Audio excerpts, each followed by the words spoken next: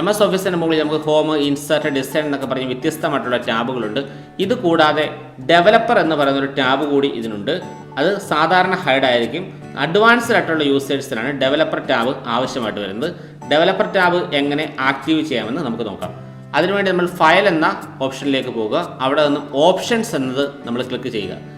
അവിടെ എത്തിക്കഴിയുമ്പോഴേക്കും customise ribbon എന്ന് പറഞ്ഞൊരു ഓപ്ഷൻ നമുക്ക് കാണുവാൻ സാധിക്കും. അവിടെ നമുക്ക് അവൈലബിൾ ആയിട്ടുള്ള ടാബുകളുടെയൊക്കെ ലിസ്റ്റ് കാണാം. അവിടെ നമുക്ക് ഡെവലപ്പർ ടാബ് അൺചെക്കായിട്ട് കിടക്കുന്ന കാണുവാൻ സാധിക്കും. അങ്ങനെ ഡെവലപ്പർ ടാബിലേക്ക് നമ്മൾ ടിക്ക് ചെയ്ത് കഴിയുമ്പോഴേക്കും ഡെവലപ്പർ ടാബ് ആക്റ്റീവായിട്ട് വരുന്നത് നമുക്ക് കാണുവാൻ സാധിക്കും.